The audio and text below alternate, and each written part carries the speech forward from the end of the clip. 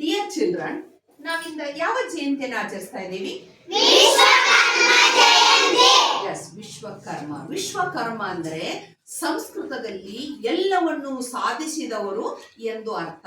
ವಿಶ್ವಕರ್ಮಿಗಳು ವಿಶ್ವದ ವಾಸ್ತುಶಿಲ್ಪಿಗಳು. ಈ ಹೆಂಗ ಬ್ರಹ್ಮ ಸೃಷ್ಟಿಕರ್ತನಾದರೆ ಆ ಸೃಷ್ಟಿಯ ಕರಡು ಪ್ರತಿಯನ್ನ ರಚಿಸಿದವರು ಯಾರು ಅಂತಂದ್ರೆ ವಿಶ್ವಕರ್ಮಿಗಳು. ಇವರನ್ನ ಪ್ರಥಮ ಇಂಜಿನಿಯರ್, ವಿಶ್ವದ ಪ್ರಥಮ ಎಂಜಿನಿಯರ್ ಅಂತ ಕರಿತೀವಿ. ಇವತ್ತೆಲ್ಲ ನಾವೊಂದು ಇಷ್ಟೊಂದು ಸುಂದರವಾದ ಒಂದು ವೈವಿಧ್ಯಪೂರ್ಣವಾದ ಅತ್ಯದ್ಭುತವನ್ನ ನಾವು ಪ್ರಪಂಚದಲ್ಲಿ ವಿಶ್ವದಲ್ಲಿ ನಾವೆಲ್ಲ ಇದ್ದೇವೆ ಅಂತಂದ್ರೆ ಅದಕ್ಕೆ ಕಾರಣ ಯಾರು ಅಂತಂದ್ರೆ ವಿಶ್ವಕರ್ಮಿಗಳು.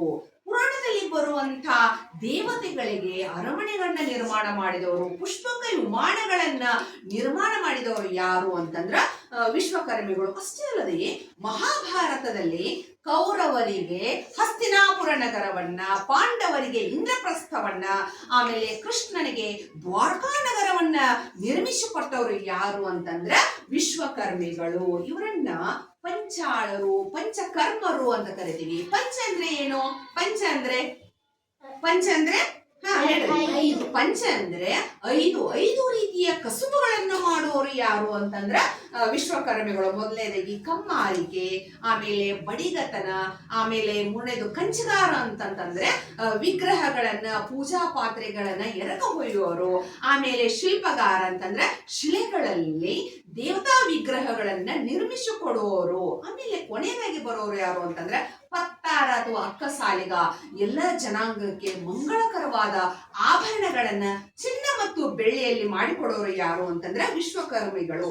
ಹೀಗೆ ಸಾಂಪ್ರದಾಯಿಕವಾಗಿ ತಲಾಂತರಗಳಿಂದ ತಮ್ಮ ಕಸುಬುಗಳನ್ನ ಮುಂದುವರಿಸಿಕೊಂಡು ಬಂದವರು ಯಾರು ಅಂತಂದ್ರ ವಿಶ್ವಕರ್ಮಿಗಳು. ಇಂದ ವಿಶ್ವಕರ್ಮಿಗಳು ಇಲ್ಲದೇ ಇರುವ ಯಾವುದೇ ಹಳ್ಳಿಗಳು ಇಲ್ಲವೇ ಇಲ್ಲ. ಇಂದು ಏನಾದ್ರೂ ಒಂದು ಭಾರತೀಯ ಸಂಸ್ಕೃತಿ ಅದೇನಾದ್ರೂ ಉಳಿದಿದೆ ಅಂತಂದ್ರ ಅದಕ್ಕೆ ಮುಖ್ಯ ಕಾರಣ ಯಾರು ಅಂತಂದ್ರ ವಿಶ್ವಕರ್ಮಿಗಳು. ನಮ್ಮ ದೇಶದ ಬೆನ್ನೆಲುಬು ಯಾರು? ರೈತ.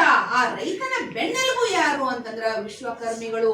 ರೈತ ತನ್ನ ಹೊಲದಲ್ಲಿ ಕೆಲಸವನ್ನ ಮಾಡಬೇಕಾದ್ರೆ ರೈತನಿಗೆ ಬೇಕಾಗುವಂತ ಸಲಕರಣೆಗಳನ್ನ ಮಾಡಿಕೊಡೋರು ಯಾರು ಅಂತಂದ್ರ ವಿಶ್ವಕರ್ಮಿಗಳು. ಆಮೇಲೆ ಬೇಲೂರು, ಹಳೆಬೀಡು, ಅಜಂತ, ಎಲ್ಲೋರ, ಪಟ್ಟದಕಲ್ಲು, ಬಾದಾಮಿ ಅಷ್ಟೇ ಅಲ್ಲ, ವಿಶ್ವದ ತುಂಬಾ ಭವ್ಯವಾಗಿ ಎದ್ದು ನಿಂತಿರುವಂತಹ ಭವ್ಯ ಸ್ಮಾರಕಗಳು ಯಾವುವು ಅಂತಂದ್ರ ಅವು ವಿಶ್ವಕರ್ಮಿಗಳ ಕೊಡುಗೆಗಳಂತ ಹೇಳಬಹುದು.